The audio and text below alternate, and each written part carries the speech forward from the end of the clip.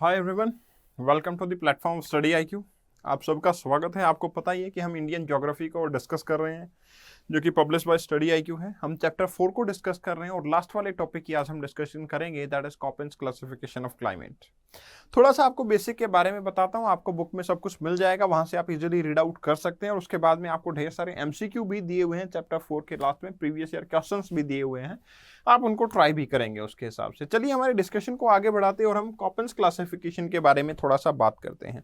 देखिए, कॉपेन जो ज्योग्राफर थे, उन्होंने क्या किया था, अपनी कुछ क्लाइमेटिक कंडीशन को वेजिटेशन के साथ कोरिलेट किया था। अब क्लाइमेट को जो वेजिटेशन के साथ उन्होंने कोरिलेट किया, बस उसी को फंडामेंटली प्रोड्यूस किया, जिसको बोला गया कॉपेंस क्लासिफिकेशन ऑफ क्लाइमेट। ठीक है, क्या किया गया, सिंपली आपको भी पता है, ज्यादा रेनफॉल होगा वेजिटेशन कुछ अलग होगा, रेनफॉल कम होगा वेजिटेशन कुछ अलग होगा। जैसे एरिड एरिया है, सेमी एरिया है, डेसिडुअस टाइप का फॉरेस्ट मिलता है हमें। अगर कोई ऐसा एरिया जो इक्वेटोरियल टाइप है तो एवरग्रीन टाइप ऑफ फॉरेस्ट मिलता है। बस इन्हीं चीजों को कॉपेंस ने कंबाइन किया और कंबाइन करके स्टडी करके प्रोड्यूस किया, जिसको हम कॉपेंस क्लासिफिकेशन कहते हैं। पहले कॉपेन के बारे में देखते हैं और फिर इंडिया के बारे में हम बात करेंगे। थोड़ा सा अगर मेजरली बात करूं तो कॉपेंस ने 5 चीजों को, 5 टर्म्स को यूज किया था। उसी के हिसाब से उन्होंने क्या बताया था, अपना वेजिटेशन और क्लाइमेट को रिकॉग्नाइज करने की बात की थी। ठीक है, उन्होंने बताया था कि हमारे पास क्या है, वो 5 जो टाइप है, उनमें से 4 टाइप टेम्परेचर के बेस पे रहेंगी और एक टाइप आपकी प्रेसिपिटेशन के बेस पे रहेगी।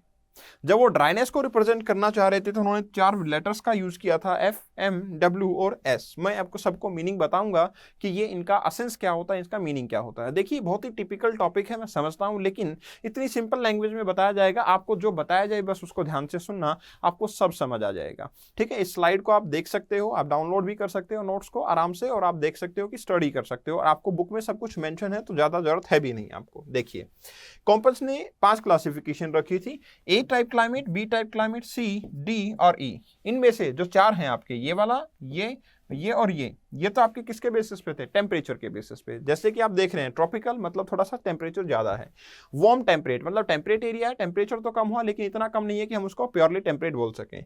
फिर आता है कोल्ड स्नो फॉरेस्ट, और फाइनली आपका क्या हो जाता है, कोल्ड क्लाइमेट हो जाता है, जो कि पोलर रीजन में आ जाता है।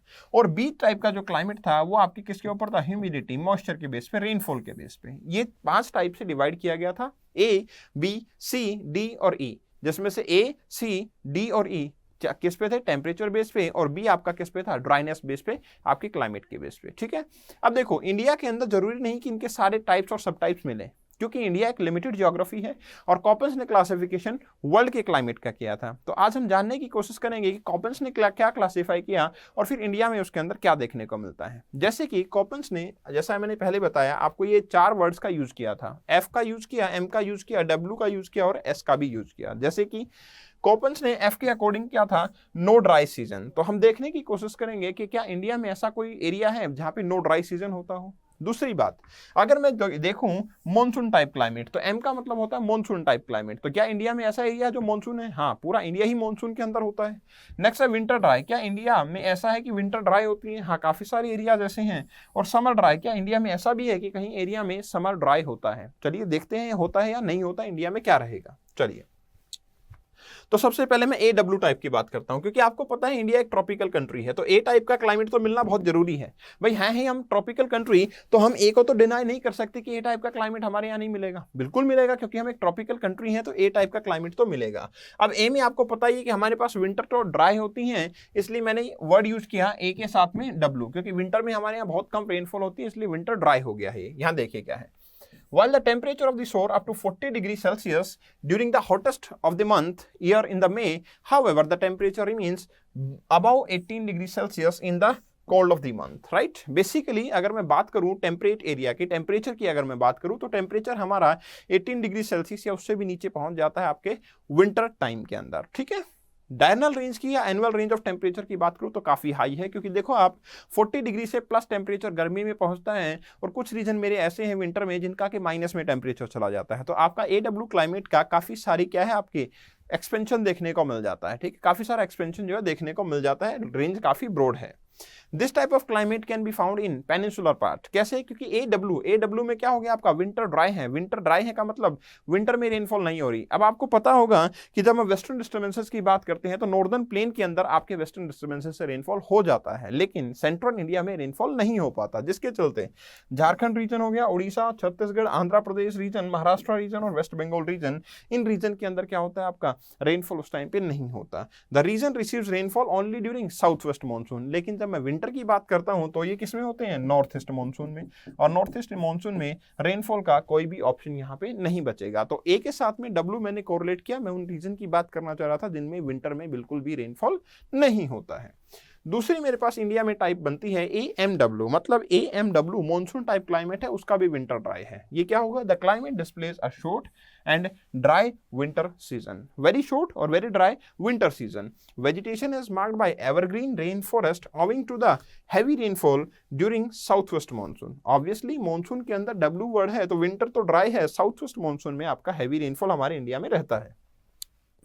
This type of climate generally can be found in the part of Konkan coast, Malabar coast, as well as the area joining the Western Ghats, Tamil Nadu region, Plateau and the areas of Tripura and Mizoram। इन सब areas के अंदर क्या होगा, monsoon type climate है, south west monsoon से बारिश आती है, लेकिन आपका क्या होगा, विंटर ड्राई होता है। विंटर क्या रहता है, ड्राई, क्योंकि यहाँ पे क्या होगा, total reversal of wind. Monsoon का क्या मतलब होता है, मॉनसून मतलब रिवर्सल ऑफ विंड, तो यहाँ पे भी क्या होगा, ए के साथ में MW, ए मतलब ट्रॉपिकल, एम मतलब मॉनसून, मतलब यहाँ पे रिवर्सल ऑफ विंड होगा, और फिर डब्ल्यू मतलब विंटर क्या रहेगा आपका, ड्राई रहेगा। चलिए दूसरी टाइप क्या है मेरे पास, tropical moist, SAS, S the mean annual temperature remains around 18 degree Celsius। on an average India का टेम्परेचर कितना रहता है, 18 degree Celsius, and the region coming under this type of climatic region covers a narrow zone that is along the Coromandel coast। along the Coromandel coast ये reason होता है, यहाँ पे average rainfall जो है वो भी नॉर्थ ईस्ट मानसून से होती है, और वो कितनी होगी आपकी, 75 to 100 सेंटीमीटर का एवरेज रेनफॉल यहाँ पे देखने को मिलेगा। तो स्मॉल एस वर्ड का मतलब था समर ड्राई,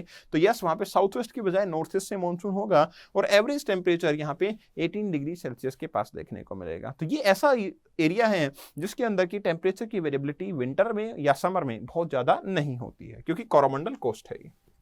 नेक्स्ट है semi arid steppe type. Semi arid steppe type, देखिए अब बी टाइप, सेमी एरिड का क्या मतलब है, ह्यूमिडिटी से कोरिलेट करता है या नहीं करता, क्या ह्यूमिडिटी से सेमी एरिड रीजन कोरिलेट नहीं करता, बिल्कुल करता है। तो क्या मुझे टेम्परेचर से रिलेटेड कोई ABCDE में से कौन सा चूज करना चाहिए, जो कि आपके मॉइस्चर से कोरिलेट कर दे। जो वर्ड आपके मॉइस्चर से कोरिलेट करता है उसको मैं सेमी एरिड के लिए यूज करूंगा, इसलिए मैंने वर्ड यूज किया है बी में कैपिटल S का मतलब होता है स्टेपी टाइप, और ये क्या है, हॉट, ठीक है, H क्या होगा, और फिर आपका विंटर ड्राई रहेगा इस सीजन में भी। तो यहाँ क्या होगा, मीन एनुअल टेम्परेचर की अगर मैं बात करूं तो वो क्या रहेगा आपका, वही 18 डिग्री सेल्सियस या उससे अबव रहेगा, एंड एक्सपीरियंसेस समर रेनफॉल, क्योंकि डब्ल्यू वर्ड का क्या मतलब है, विंटर ड्राई, तो समर में रेनफॉल होगा, विंटर में आपका रेनफॉल नहीं होगा यहाँ पे। The semi arid climate stretches over the part of, कौन से रीजन में सेमी एरिड क्लाइमेट मिलता है इंडिया के, राजस्थान में, rain shadow region of Tamil Nadu, Karnataka, Gujarat, part of south west Haryana, इन सब रीजन में या तो इंटीरियर लैंड में हो या फिर आपका रेन शैडो रीजन हो, उन दोनों में मुझे क्या मिलता है, आपका स्टेपी टाइप का क्लाइमेट मिल जाता है। नेक्स्ट है हॉट डेजर्ट, BWHW, ठीक है, BWW means totally desert.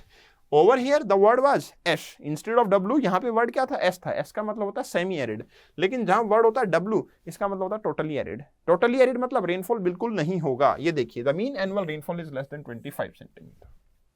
Mean annual rainfall क्या होगा, लेस देन 25 सेंटीमीटर। अब आपको भी पता है ऐसा कहाँ होता है, कहाँ होता है ऐसा, ऑब्वियसली आपके डेजर्ट वाले एरिया के अंदर जहां पे 45 डिग्री सेल्सियस का टेम्परेचर होता है, वाइल विंटर जो है आपके पास ड्रॉप टू 0 डिग्री सेल्सियस हो जाता है। Vegetation prevailing is mostly thorn bushes, क्योंकि कुछ है ही नहीं।